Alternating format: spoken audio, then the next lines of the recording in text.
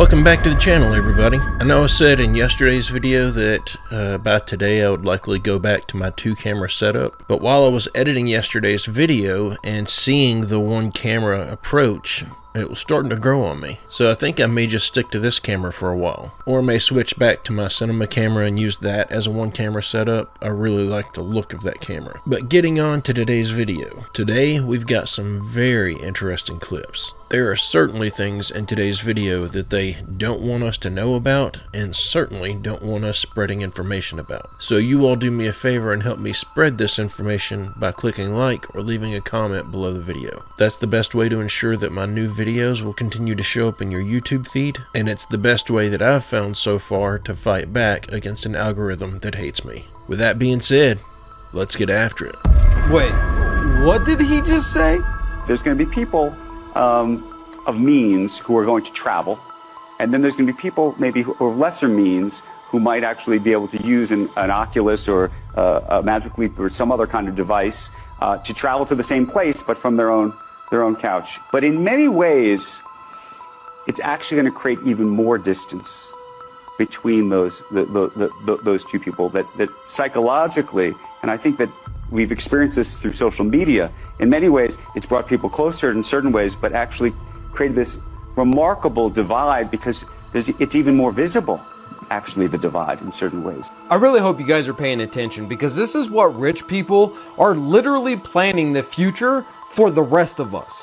While we're all going to be stuck in apartments that we'll never be able to purchase, never be able to afford, wearing Oculus for our vacation time because we can't afford a real one, because we got to go to work tomorrow, because we have to work 7 days a week, 3 jobs just to pay that rent and that car payment and the gasoline to put in the car that you can't even afford in the first place, while the rich people are jet setting all over the world, enjoying themselves and having a good time, living like kings, while the rest of us, slaves, live like slaves.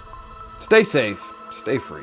So it's going to be business as usual? For more than the past 100 years, this has been the way things have gone anyway. It used to be that you could travel even if you didn't have money. It didn't cost anything to go ask someone, can I ride on your boat while you go to this other country? But now you can't even do that because you've got to pay fees and licenses and all this different registration and nonsense. You can't just travel freely the way that we used to be able to. But if anyone's watching this and they have not yet watched the movie, good luck. Have fun, don't die. That movie is written as if they took this concept of people checking out of reality and living in VR, and then they took that reality and tuned it to worst case scenario, essentially turning the whole thing into a near future apocalypse. And then that is the reality that movie is based in. And they did a really, really good job depicting how people will get sucked into this virtual reality. But if you're having a difficult time envisioning this, I highly suggest you go watch that movie. And if you're not having a difficult time imagining this, I still highly suggest you go watch that movie. That's been one of the few movies that have come out in recent time where it actually exceeded my expectations.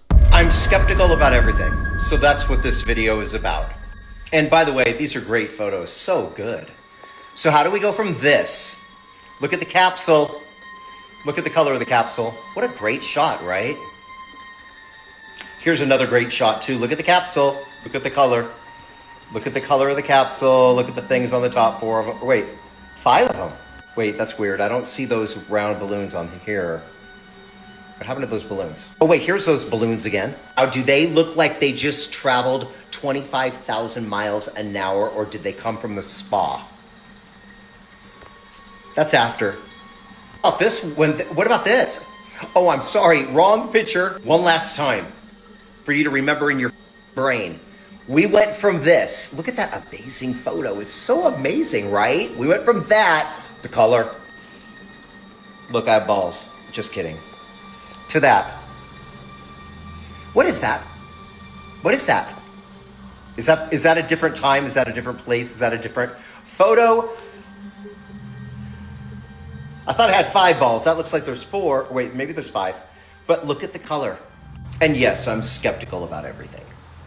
I think I'm going to have to go back and screen grab a few photos from that clip. That way we can put these photos side by side and analyze them. But if they're honestly telling us that all of these images are from the landing of the Artemis 2 crew, how would that be possible? Not only does the color keep changing on these images, but the shape of the windows, the location of the windows, the texture on the outside of the craft. The balloons are there in one image, and then in the next image, what seems to be there does not even show up behind the balloons in the previous photo. And if the balloons have been cut away or something, where are they at in that second photo? Why don't you see them floating around in the water or something? But when they start giving you images like this, it almost starts to feel like they're intentionally trying to expose themselves. They couldn't afford, on a nearly $70 million per day budget, to hire someone to double check the photos to make sure that they look like they all match. And they're still sticking to the lie that those photos of the Earth they give us are actually legitimate. And as far as I'm concerned, that's been proven beyond a shadow of a doubt. It's not physically possible. A photo like that could not exist unless they're telling us there's way more land than there actually is. But what do you all think? Is it starting to feel to anyone else like they're almost trying to expose themselves intentionally?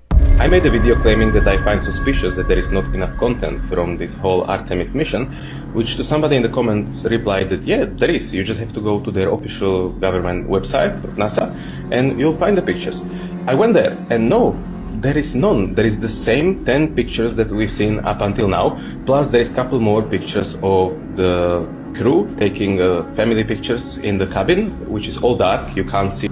The brightest picture is one of the astronauts looking out of the window like this, and you can't even see outside of the window because it's really just the glare. And that's not the type of content that I'm talking about. I'm talking about the real, raw content.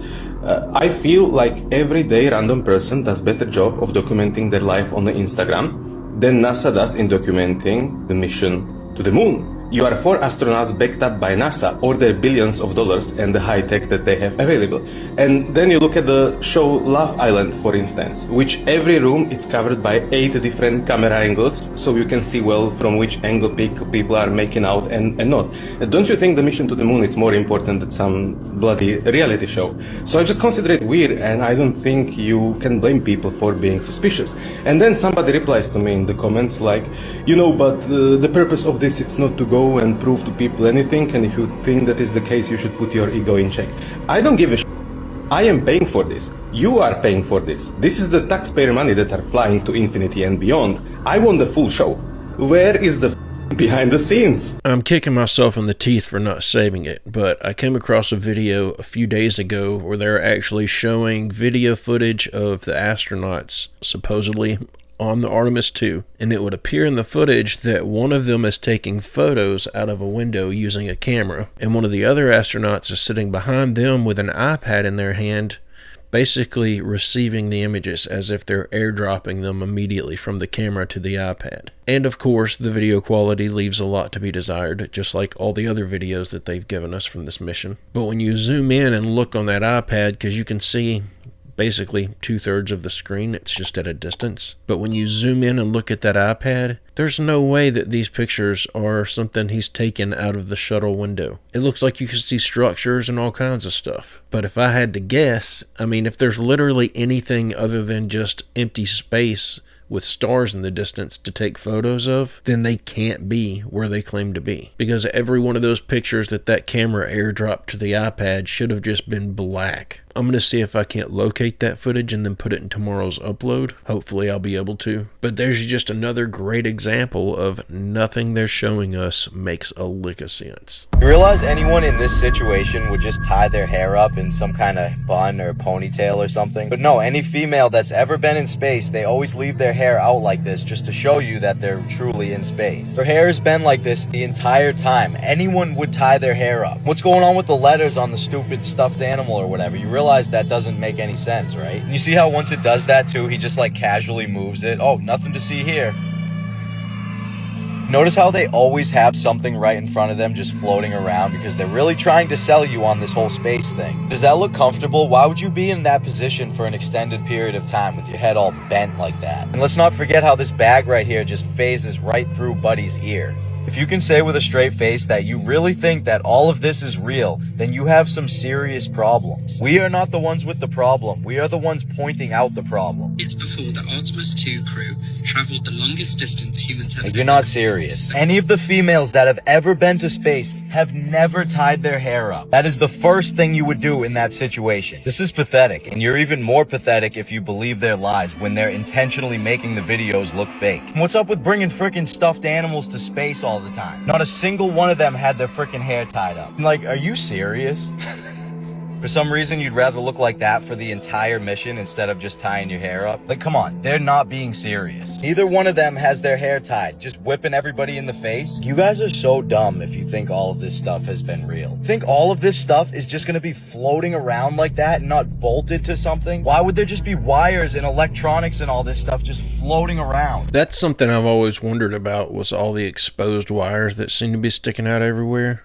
If they've got things just floating about because it's not all nailed down, what are the odds that something catches one of those wires and messes something up? And that would be quite an issue if something got tore up and it was going to keep them from being able to get back home. And you know those astronauts are not master shuttle mechanics. They probably know just enough to be able to follow directions and talk to someone on the radio who walks them through step by step how to repair something, if it can be repaired. But yeah, this guy makes a really good point with the hair thing. Let's say that you went on a 2-month-long space mission. On that trip, there are 2 male and 2 female astronauts. It would probably be protocol that the female astronauts have their hair pulled back and secured. Besides the fact that it would be extremely annoying that they themselves would want to put their hair away within 10 minutes because it would be constantly whipping them in the face, not just sticking up in the air like someone stuck a fork in an outlet. But look at all that exposed, very expensive equipment that's just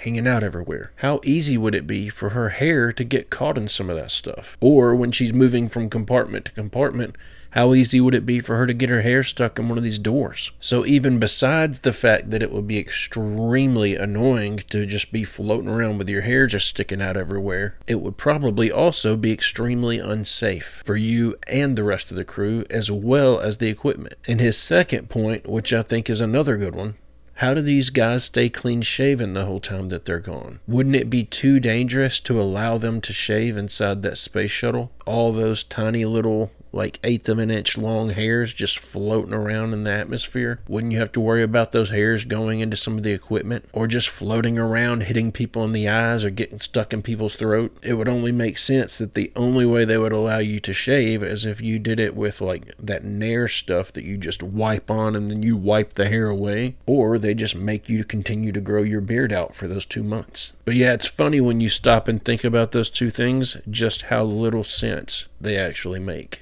They got her.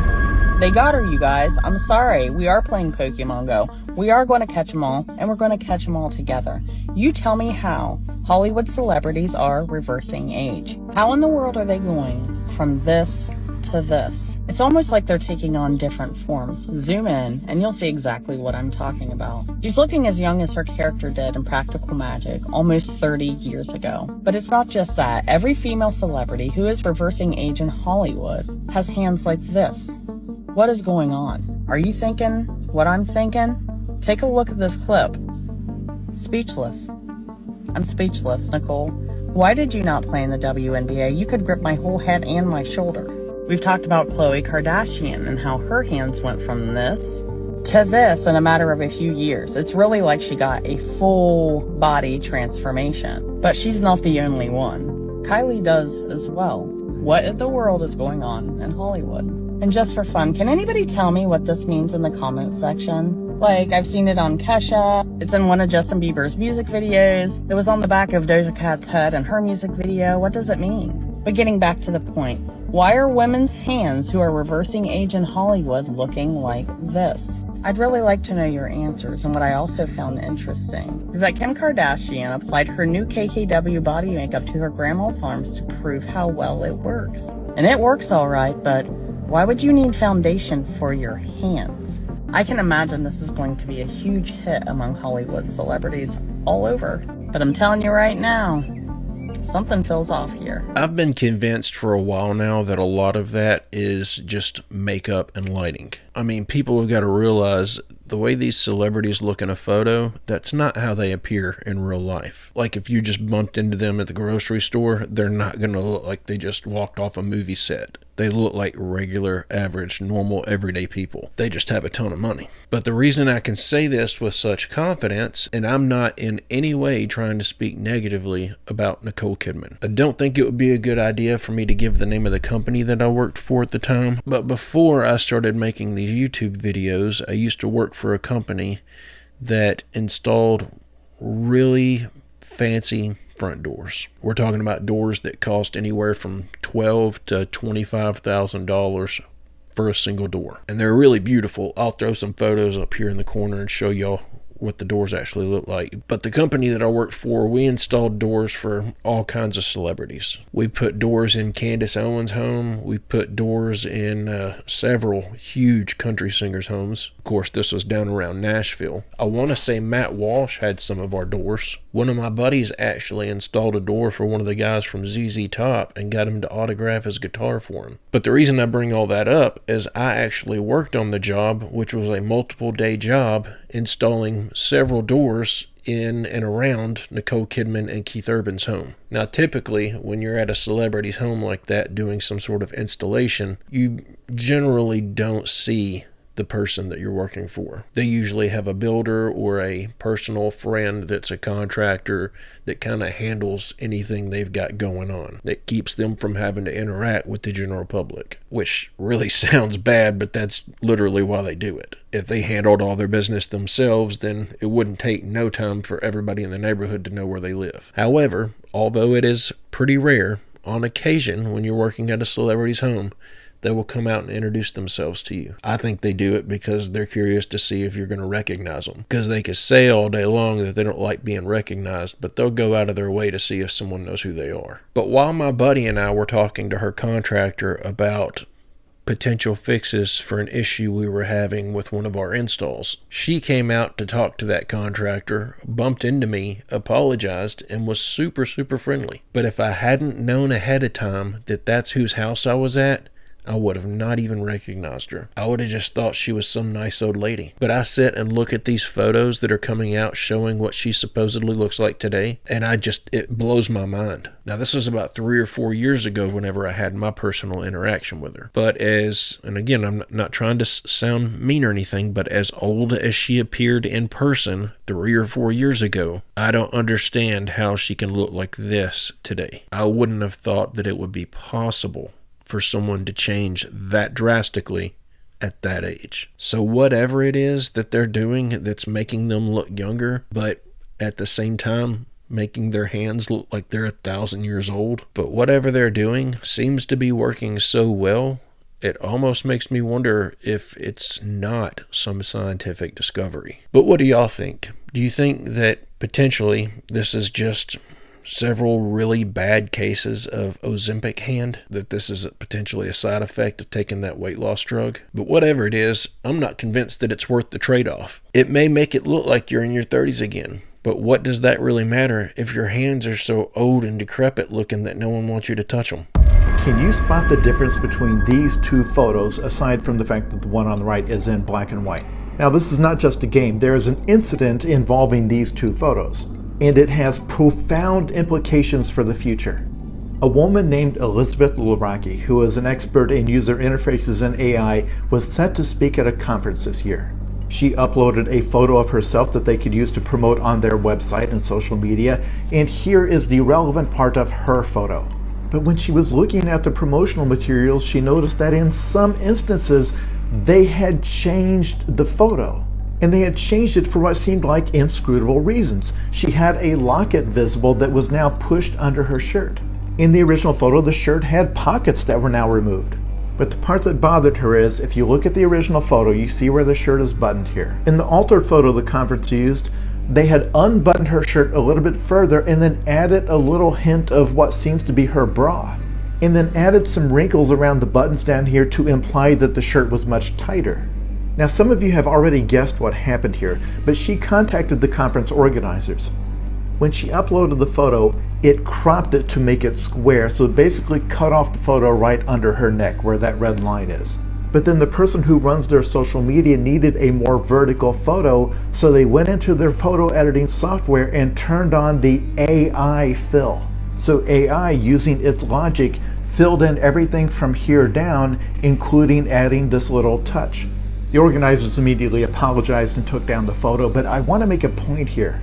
There's an attitude among certain AI enthusiasts where they don't understand what photographs are for or why they need to capture any kind of reality. People noticed a few days ago that if you do a Google image search for a baby peacock, half of the top results are this AI fake. Because there's this faction of AI people who don't get why this needs to give you a real result. They genuinely don't seem to understand why anyone would care about the difference between something that's real and something that's fake. And if someone has that view of the world, why would you ever trust anything they have to say, ever, on any subject?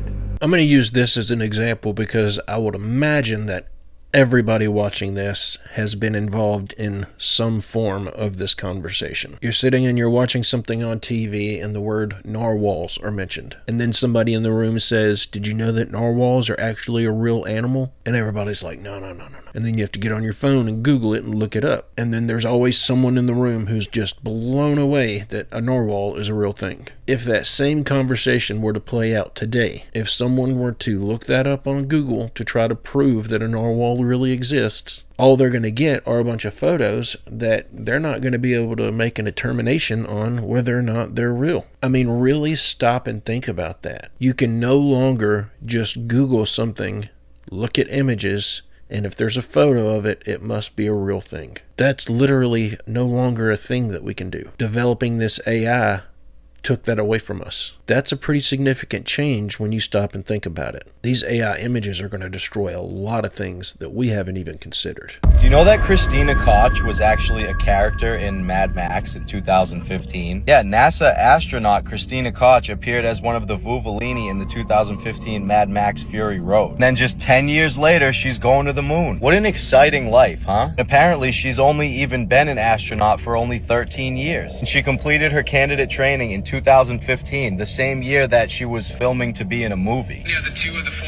American astronauts that are on that flight, they're right out of central casting. Let's not forget about the words appearing on the stuffed animal and then him quickly moving it out of the way. Let's not forget about how the bag phased directly through Buddy's ear right here.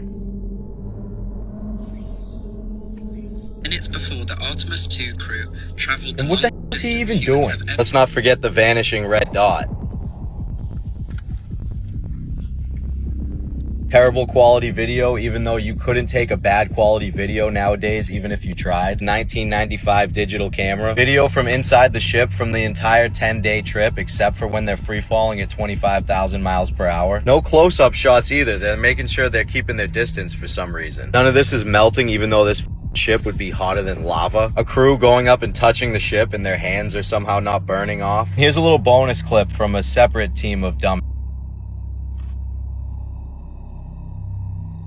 Why did the ball fall straight to the floor if they're in space? Yeah, this entire Artemis 2 thing just feels like straight up gaslighting at this point. There's just no way you have this many oddities in a single mission that are all screaming, we're not really doing what we're claiming to be doing. But when literally all the evidence points toward they're lying and none of what they're telling us can be confirmed, and when none of the information they're giving us can be verified and they're the gatekeepers to the verification, they could easily just show us some legitimate photos of the Earth taken from outside the shuttle window, but they're refusing to do it. They're giving us fake video footage and telling us take our word for it. That's just not how things work. And I typically tend to not take someone's word for it when their word is telling me the exact opposite of what all the evidence points to. Are y'all truly ready for this deep dive? Because it goes back decades. Didn't I just tell you last week that Apollo, Apollyon, Abaddon, Helios, Lucifer was coming back? Through the art she's making, what do you know? They're the same exact being. Hey, you remember when Marina Abramovich came out and said that Donald Trump was the highest ranking warlock in the world, basically? More on that in a second. So of course, posted himself as Jesus. He admitted it himself earlier today, but in the same image, he added something from the last time this was posted, and that was this creature, this thing right here. That's Apollo. Yes, in fact, the same exact deity that's on the arch. Some could call him Helios. Remember, Nero Caesar in the 1st century destroyed all the Christians there was, and he transformed into Apollo himself. He also had a mortal wound to the head by sword. Y'all remember when Trump did not put his hand on the Bible? That was crazy. You know the parable of the goats and the sheep from the Bible, when the goats go to hell and the sheep go to heaven? We had this golden goat made for Trump with golden feet, golden horns. On the dollar bills it says, "In Trump we trust." Y'all think this is the first time he put his name in the place of God? It's not. Of course, he made himself to be the Pope, and this is the second time he posted his image of him being Jesus. The red vesture because it's dipped in blood like Revelation, you know, for it's Jesus, the Alpha and the Omega.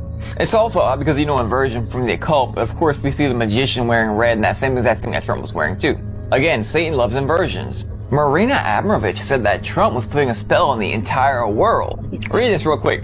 "If Trump did something to my daughters, I would forgive him because Jesus calls me to forgive." True, but watch this. "It'd be the holiest act of love I could ever choose, but I would still politically support him as my president." Yes. Brother, what? After he violated your daughter? Hold on. Now check this out. After he posted himself as Jesus, he posted Trump Tower. The Trump Tower is pretty significant itself on top of the moon. I've been telling y'all for years he's the moon child, was born right under the blood moon. The same one that Aleister Crowley started the rituals, I believe, in the 20s, going to the Babylon working in the 40s. Let me refresh your memory. The moon child will rule by liberty. And by liberty, he will destroy the Black Brotherhood. The Black Brotherhood to these demons is Christianity. He just happens to have the word of peace when they say peace and safety, a strong parallel. He's signing Bibles not just now, but in 2019 as well. This was a real picture published in the Time magazine, which, by the way, people are like, "Oh, he fell for the AI image." Of course it's an AI image. Who has to friggin' tell you it's an AI image if it's a cartoon? And for some reason, people have been seeing this beast, this Apollo, this Helios, this Abaddon, this Apollyon, this Lucifer, this Lightbringer in their dreams. If you've been watching me the last few years and you're caught up, you know what I'm saying. I've been warning about all this stuff for years. If you're confused, the YT video is about to go up, and it goes a lot deeper, especially in the Trump Tower and the 666 Fifth Avenue. All you gotta do is search Real Moon Henry. But of course, don't mind me, shoot the messenger. I don't want to get all into the political weeds, so to speak, but something that I find very, very interesting. I remember the 2 presidential terms before Trump where the country put Barack Obama in charge. At that time, I was selling life insurance in Mississippi. At that time, Mississippi, and it may still be, but at that time it was the 2nd poorest state in the United States. Everything there is super expensive. Nobody has any money. Everyone's miserable. I lived there for nearly 5 years. That was my experience. But as a life insurance salesman, I would find myself daily sitting in someone else's living room discussing politics or life in general. But when I tell you the number of people that I've seen sit right in front of me after Obama's 2nd term saying that they felt tricked, they felt fooled, they felt gaslit, they voted for this man because he promised to be one thing and turned into another. And I remember at that time wondering how sickening it must feel to know that you were lied to in such a massive way. But seeing how things have played out since Trump entered his 2nd term, I now know beyond a shadow of a doubt what it feels like to put your hopes into someone who was just lying the whole time. That dude's not just a wolf in sheep's clothing. He's a freaking devil in sheep's clothing. And I'm not going to sit here and do the whole "he's not my president" thing. I think that's nonsense. Clearly, he is all of our president. But I have no respect left for the man. And I think the biggest thing that makes me feel sick over this whole situation of how all this stuff played out, we've never seen, and we will likely never again see, another man run for president who has the level of die-hard support that this man had from more than half the country. We will never see another presidential race like this last one, if we ever even see another presidential race ever again. But with all that being said,